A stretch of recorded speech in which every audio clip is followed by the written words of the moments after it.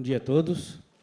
Em primeiro lugar, eu gostaria de agradecer a oportunidade de estar aqui na Undime novamente. No ano passado, eu participei a convite dos dirigentes, né?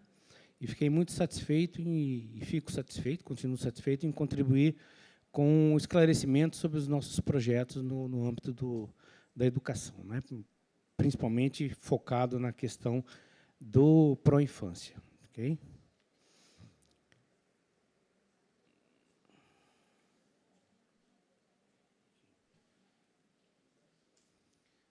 Bom, o Programa Pró-Infância, ele é um programa nacional de reestruturação da rede escolar, né? Ela foi criada em 2007, juntamente com o PAR, para atender as crianças de 0 a 6 anos de idade. O objetivo do programa é a prestação da assistência técnica financeira aos municípios e distritos federais, garantindo o acesso às crianças à creche e à pré-escola. Nós, no FNDE, nós temos um histórico de evolução desse programa criado em 2007. Logo em 2007 e 2008 foram criados os projetos que nós chamamos de tipo 1, aliás, tipo B e tipo C.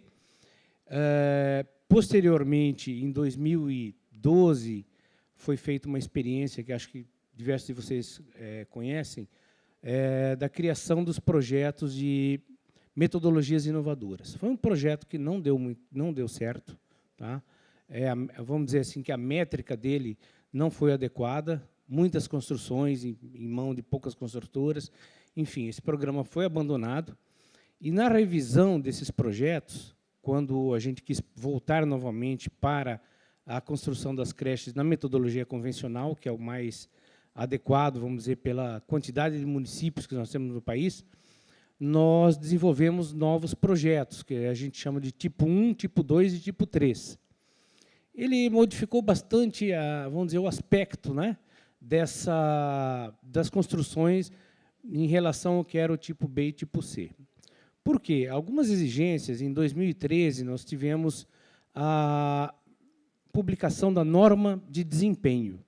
O que é a norma de desempenho? É uma norma para disciplinar a qualidade dos ambientes construídos, né?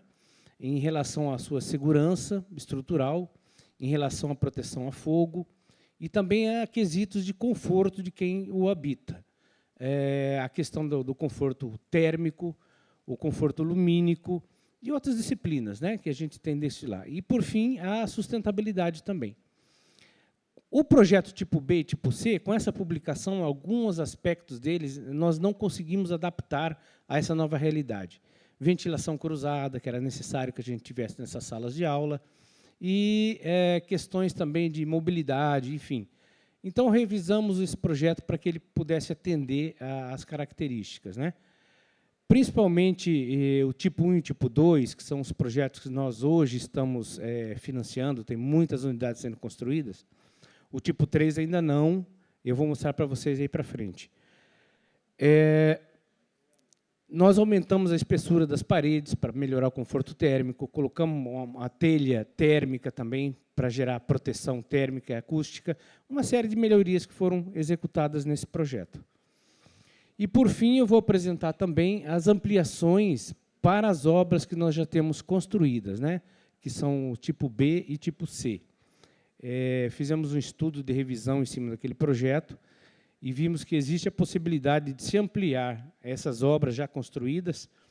No caso do tipo B, a gente pode construir mais 2 salas de aula, que poderia atender até 48 alunos, e o projeto tipo 2, mais uma sala de aula, né, sem prejuízo da utilização do espaço administrativo e do espaço de serviços. Tá? E, por fim, vou mostrar também o módulo da educação infantil. Em primeiro lugar, retomando um pouco as perguntas que foram feitas para o Viana, que me antecedeu, né, sobre a questão dos projetos padrão. O que é o projeto padrão? O projeto padrão foi desenvolvido olhando a grande maioria dos municípios brasileiros, que não têm condições de realizar um projeto próprio, né? Diferentemente dos grandes municípios, principalmente da região sul, onde é possível ter uma equipe técnica, né, que conheça a parte pedagógica, que conheça a parte construtiva, tenha arquitetos e engenheiros à disposição para desenvolver, a realidade da maioria do país não é essa. Tá? Então, as pessoas perguntam, e a gente pode desenvolver o projeto próprio? Pode. Até o final do mês, nós vamos estar disponibilizando no nosso site do Proinfância a orientação aos municípios, um caderno que nós recuperamos todas essas questões que vinham do Fundo Escola, as premissas que tem no FDE de São Paulo, que tem uma boa coletânea sobre a questão do uso do espaço escolar, alguns trabalhos do professor Ryan Gantz, da Federal do Rio de Janeiro, que hoje está no Rio Grande do Sul, fazendo um bom trabalho em relação a creches, e as questões de norma de desempenho e uma série de outros requisitos do ambiente escolar, né? Porque existe não a questão pedagógica e também os requisitos de espaços que o MEC já tem, né? Quantos alunos podem ser até por metro quadrado, enfim, uma série de requisitos. Então, o volume 1, ele é voltado para a orientação aos municípios de criação desses espaços escolares, né?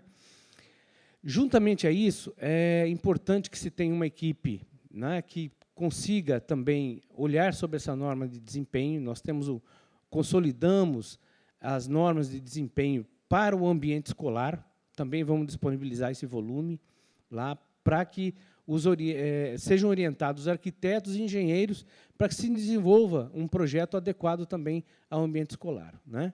Hoje, por exemplo, só para exemplificar, uma escola a gente não constrói mais a parede externa com um tijolinho que, no final das contas, a espessura dela fique com 15 centímetros. Né? A insolação é muito grande, o frio é grande, isso passa. Quando você aumenta essa espessura, você passa a atender à norma. A gente tem que ter isolamento térmico, tem que ter isolamento acústico, e isso é importante que seja passado para os profissionais da construção que trabalham com vocês, tá? Arquitetos e engenheiros.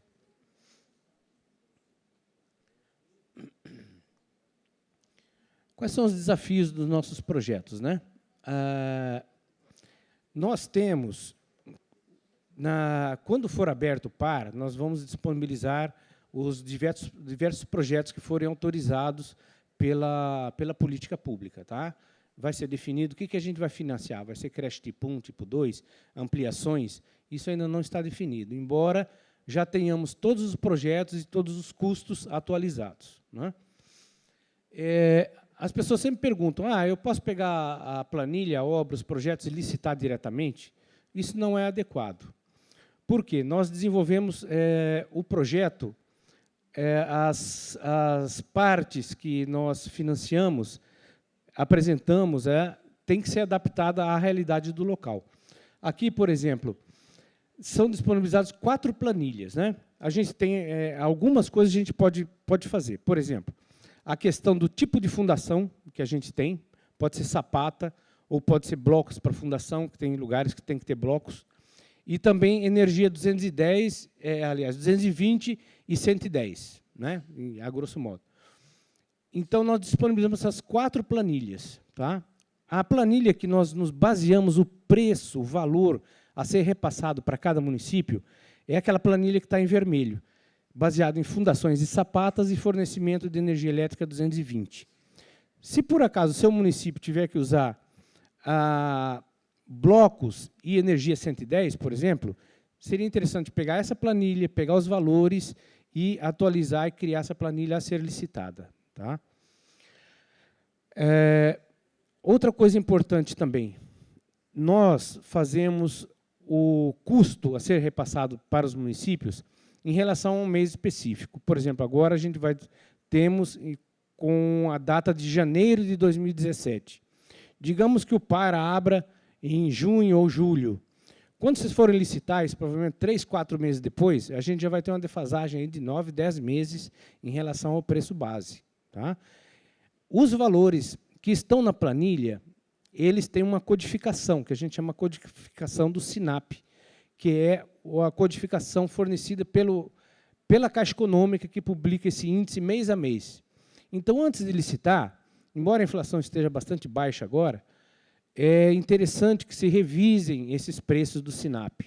Né? Como tem a codificação, licite já a planilha com os valores atualizados. né? O profissional, o engenheiro, o arquiteto da prefeitura, sabe como puxar isso na Caixa Econômica. Atualiza esses preços, corrige os preços.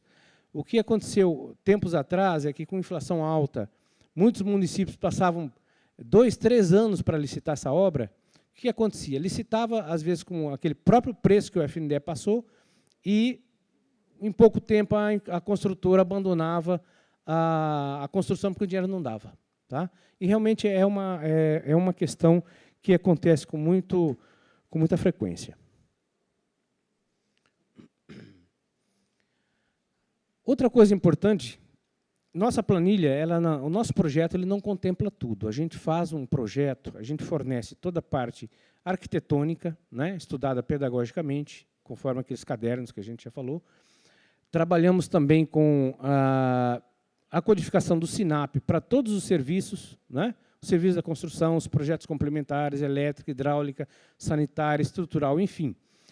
Só que essa planilha ela vem incompleta, vamos dizer assim. Alguns aspectos têm que ser adaptados à realidade do local. Tá?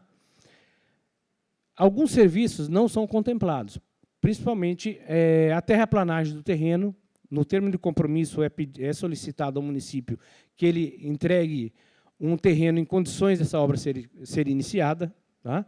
Os acessos ao terreno, ruas, calçadas, a parte externa, né, a gente não financia.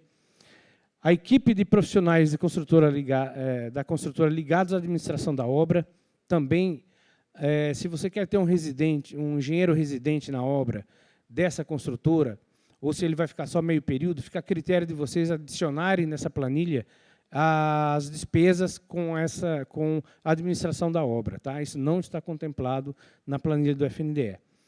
Muros e fechamentos laterais. Nós não sabemos como é o terreno de vocês. Aliás, pelas fotos até dá para saber, mas não temos condições de dizer, olha, quantos metros de muro você precisa para fechamento lateral ou do fundo. Às vezes, até esse muro já é existente. Então, nós financiamos o muro da frente e a grade. E, por fim, as calçadas externas ao lote. Tá? Então, qual é a orientação que a gente coloca para as pessoas?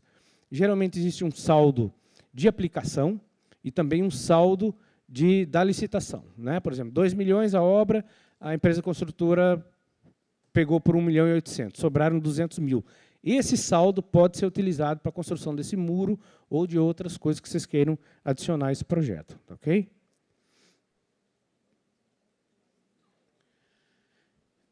Aqui são serviços não financiados que podem ser necessários. Tá? Por exemplo, nós fazemos um projeto padrão para a execução das fundações, como eu já falei. Às vezes, o terreno de vocês tem uma propriedade muito diferente do que está colocado nos nossos projetos. A gente fala, olha, esse projeto eu calculei para um terreno tal. Né? Isso está especificado nas pranchas dos projetos. Chega aqui o engenheiro, o profissional ligado à área, diz que esse projeto não está adequado. Lógico, né? Não tem condições de desenvolver para cada um dos terrenos, a gente nem sabe como é esse terreno. Então, a prefeitura tem a necessidade de recalcular essa fundação, se for o caso. Tá, ok? As adaptações, a mesma coisa para prevenção e combate a incêndio. Nós não temos uma legislação nacional para combate a incêndio. Cada estado tem uma normativa diferente. É impossível para a FNDE criar projetos voltados para todas essas adequações. Tá? Nós temos o mínimo, a questão de sinalização, temos a questão dos extintores, mas alguns lugares precisam que isso seja adaptado às normas do local. Tá? Alguns estados exigem que sejam executadas a questão dos hidrantes, né, que não estão contemplados nos projetos menores, até 750 metros. Nos maiores, a gente já está fazendo isso. Ok? E custos adicionais para esgotamento sanitário. Nós fazemos um projeto básico comum, só para realmente estipular um valor a ser repassado, que seria fossas e sumidouros. Nas cidades do sul, sudeste, existe esgotamento sanitário. Então, você vai ter que suprimir na sua licitação a fossa e o sumidouro e fazer a ligação, e colocar ali o custo da ligação à rede existente. Ou então, como Santa Catarina, por exemplo, acho que Florianópolis é muito exigente quanto ao tratamento do esgoto, onde não tem fossa. Teria que ser um tratamento próprio, né? um biodigestor, vamos dizer assim. Então, ele teria que ser adaptado também pelo município. Tá? Então, não temos um projeto definido na sua totalidade, ok? Aqui, colocando, renumerando as principais consequências de a gente não observar isso aí, acontece defasagem nos valores licitados. O que acontece muito é a prefeitura falou, olha, isso aqui não...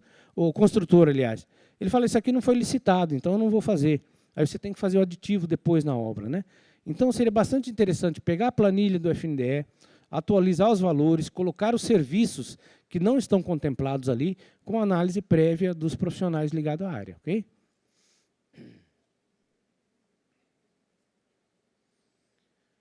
Aqui, com a maioria, acho que tem cerca de, ouvi falar que cerca de 80% das pessoas, os secretários são novos, né, nos municípios, por causa da eleição, a gente recuperar um pouco os projetos que hoje, em muitos lugares, estão em execução. Esse aqui é o primeiro projeto nosso, o tipo B. Ele era um programa que atende até 224 alunos em 2 turnos, ou 112 em turno integral. E ele é composto pelos blocos administrativos, de serviços, e os blocos pedagógicos, com berçários, salas de atividades, sala multiuso, o pátio coberto e o pátio descoberto, onde fica o parquinho. Aqui já são unidades que são construídas, né? Acho que muitos de vocês devem conhecer já essa obra, né? Que tem muitas construídas pelo país. O projeto tipo C é um projeto que é adequado para metade dos alunos que tem no tipo B, né? São 56 alunos em turno integral e 112 alunos atendidos em 2 turnos. Também tem as mesmas características, né, de atendimento de blocos do tipo C. Essa é uma unidade já construída. Esse é o projeto que foi revisado, que hoje nós colocamos em substituição ao tipo B. Por que tipo B, tá, gente? Quero lembrar que nós no FNDE consideramos o projeto tipo A aquele projeto que é apresentado pelos municípios, tá? Então, quando você for inserir dentro do CIMEC, você procura projeto tipo A e insere todos os seus projetos lá dentro, tá, ok? Então, o tipo 1, quando nós mudamos a tipologia, nós, praticamente com o mesmo valor, conseguimos fazer um projeto mais, vamos dizer assim, mais racional do que era o outro. Tinha a questão do pátio coberto, que aqui no sul, o projeto tipo B, tinha que ter fechamento, às vezes chovia, ventava, as crianças tinham bastante problema, tá?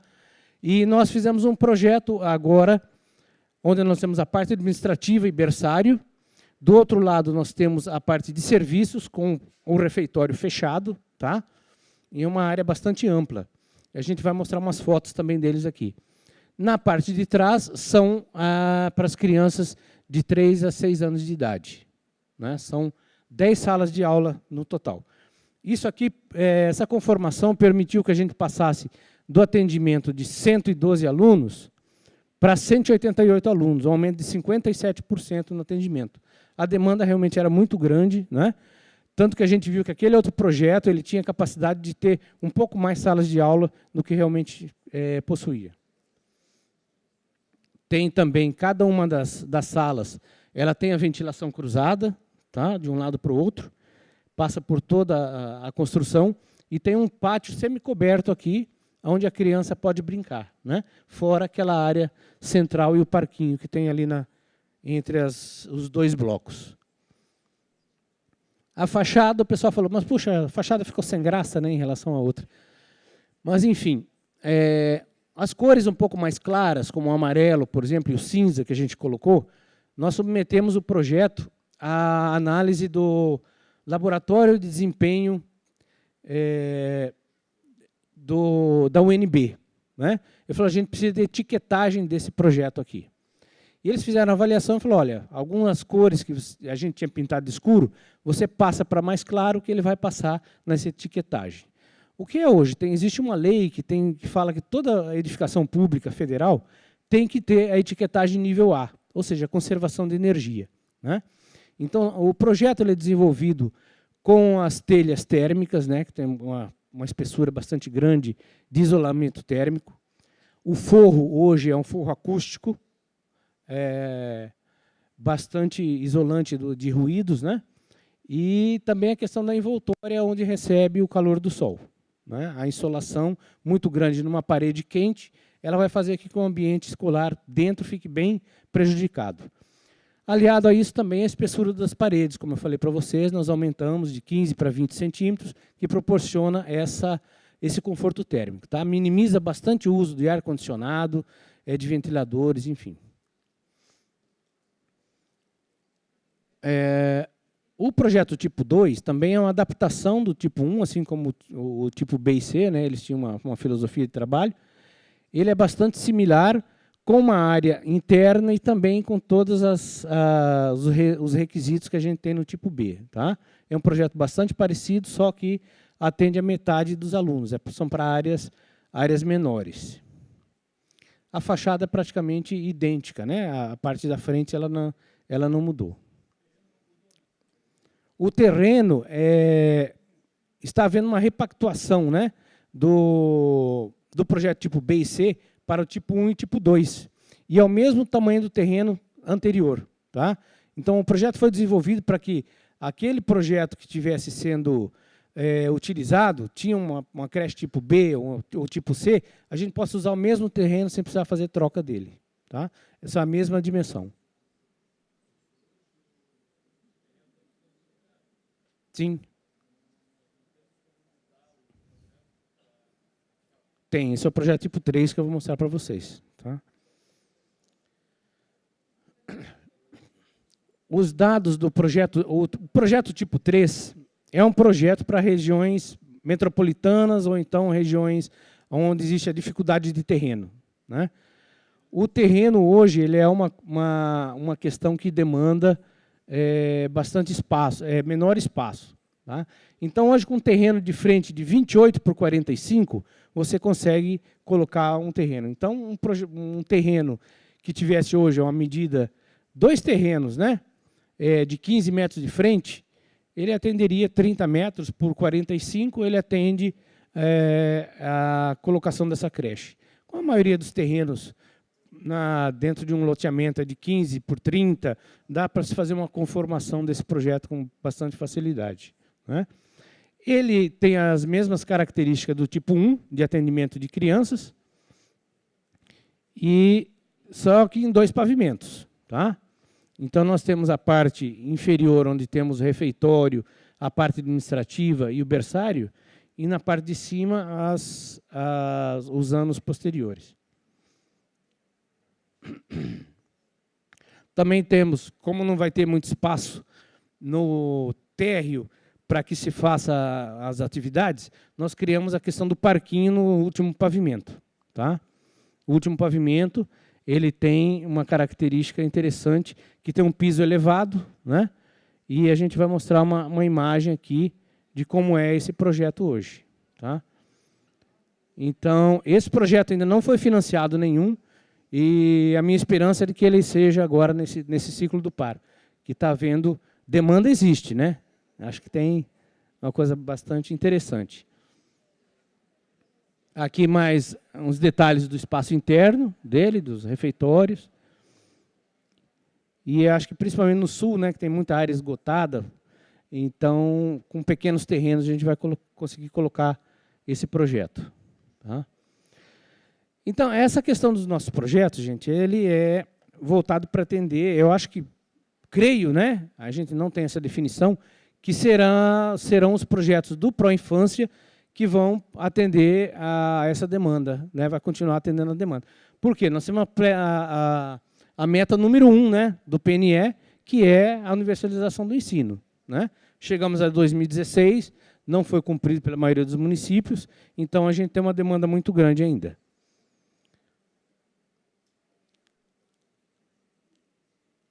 Eu vou fazer uma apresentação agora das ampliações. Nós desenvolvemos os projetos para ampliar as unidades existentes.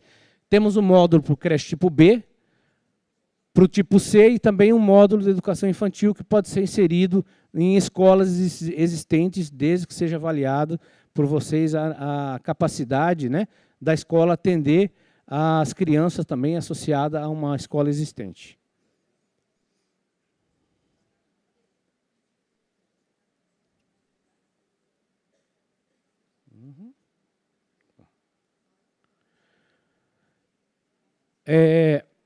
Esse módulo ele tem 115 metros quadrados, tá?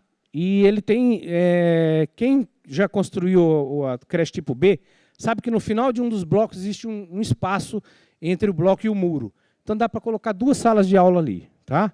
Com uma bateria de banheiros. Pode atender, como eu disse, até 48 crianças em turno integral. São 2 salas de aula, mais uma bateria de banheiro para atender as crianças. E aqui a colocação é bem naquela área final do terreno, tá? Nós já temos os preços todos levantados também. Eu acho que é uma boa opção para os municípios, e sem necessidade de construir tudo novamente, né? Utilizar o local já existente.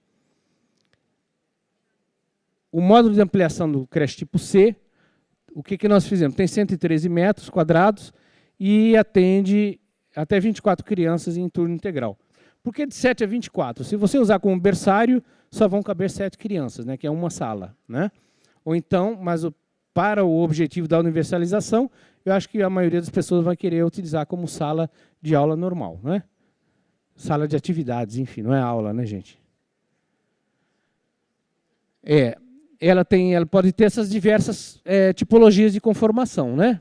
Lá a planta baixa do berçário, na primeira, das creches tipo 2 e 3, e, por fim, o pré-escola, que pode atender até 24 alunos. Alunos não, tá errado, tá, gente? São crianças. Eu já pedi para trocarem isso aí, mas enfim. A colocação, onde é o parquinho hoje da creche tipo C, a gente deslocaria o parquinho para o outro lado e colocaria essa construção nesse local, tá? Os preços também já estão levantados, está tudo pronto. Desde que abra o par, a gente já pode disponibilizar isso aí.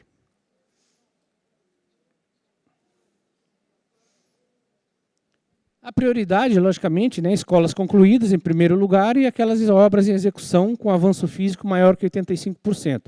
Quem está finalizando, as escolas também poderiam pleitear isso aí, tá?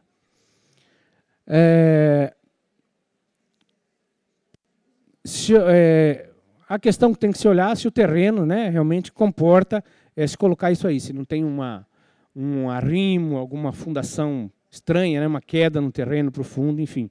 Mas isso será analisado caso a caso, né, com fotos, inclusive, que têm que ser inseridas no nosso sistema. Por fim, o módulo de ampliação, esse é um pouco mais polêmico, né, mas, enfim, nós desenvolvemos também para escolas existentes um módulo infantil. É uma demanda, tem muitos locais que têm condições de criar um apoio, uma estrutura para a educação infantil dentro de um terreno de uma escola existente, né?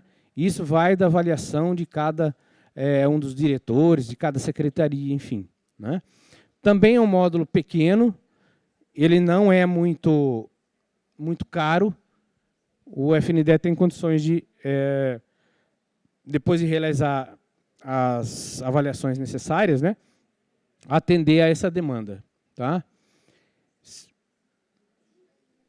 Ele tem um pequeno pátio, bem ventilado, né, com algumas mesas para atendimento, fazendo às vezes refeitório. Uma bancada de apoio, né, para esquentar comida, essas coisas. A comida das crianças, as refeições, né, não pode ser produzidas aqui, não existe espaço para isso. Então, geralmente, terá que ser ligado a uma escola que já tenha um refeitório, tá? Uma cozinha adequada para que possa utilizar esse espaço. A utilização de 2 salas de aula com os banheiros aqui no meio, e pode ser feito com um parquinho, se não tiver um parquinho adequado, geralmente muitos demandam esse parquinho, porque as crianças têm idade diferente das crianças que frequentam a escola normalmente, tá? Também tem um outro tipo aqui, sem um parque infantil, né, o mesmo tamanho. E a variação do layout que o mobiliário pode atender. Creche 1, berçário, creche 2 e 3 e pré-escola. Então, a quantidade de alunos, né, aliás, de crianças, vai variar conforme a tipologia que cada um de vocês colocarem. Tá? Obviamente, existem algumas exigências. Né? A prioridade, nesse caso aqui, são para escolas que nós já conhecemos. Nós sabemos que tem capacidade, pode existir a capacidade de atendimento nas escolas de 4 salas e 6 salas que nós temos. Né? Já temos mais de 3 mil escolas financiadas nessa tipologia, então já tem até um local onde pode ser colocado isso aqui. Né? Conseguimos levantar todos os custos de integração a esses espaços aqui. Tá? O projeto também é desenvolvido dentro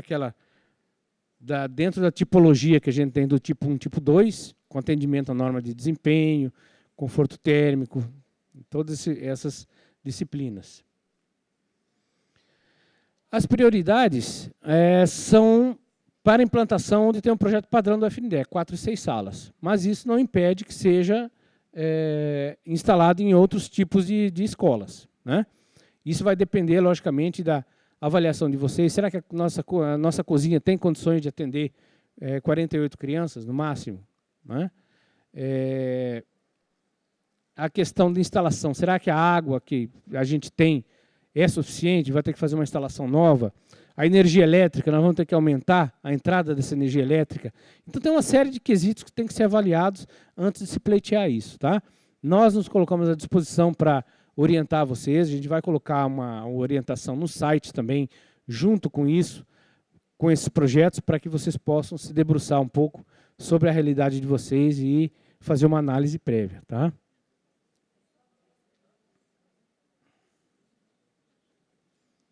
Aqui tem alguns layouts, né, de salas de atividades das creches padrão que nós temos, né, dos berçários e das ampliações do pró-infância. Tá? Como todos os projetos, a ampliação também entra dentro daquela regra. Chegou a 80% da construção, já pode ser pleiteada a questão do mobiliário. Outra planta baixa do projeto padrão. Documentos para essa ampliação, né? Isso vai depender, isso aqui, depois a gente vai, em sendo disponibilizado, vai ter no site todas as instruções aqui. Envio de documentos, né? Análise técnica de engenharia, que a gente faz, a pré-aprovação. Porque o que vai ser analisado nesse quesito? Né? A gente vai querer um layout, acho que vai ser necessário, né, um layout da escola existente, para que a gente veja os fluxos, né? Como é que você vai tirar a alimentação para as crianças da tua cozinha e levar até lá, né? Isso vai cruzar, tem normas sanitárias para isso, enfim. A gente tem que se debruçar um pouco sobre esses requisitos, tá? As áreas existentes, enfim, para que a gente possa fazer um atendimento adequado e depois não ser, vamos dizer assim, todos nós, né, responsabilizados por um projeto que não foi adequado a uma realidade. Okay? Isso aqui são as partes. Enfim, é um projeto bastante breve, eu acho que o mais importante é abrir para discussão com vocês, as perguntas que vocês tiverem em relação a isso aí. Tá? Acho que essa é a parte mais interessante para a gente. O e-mail nosso é aquele projetos.engenharia. A gente tem o maior prazer de responder a vocês todos os questionamentos, aquilo que não for da nossa parte, a gente encaminha para a equipe técnica, né? Por exemplo, o pessoal de análise. Enfim, é basicamente isso.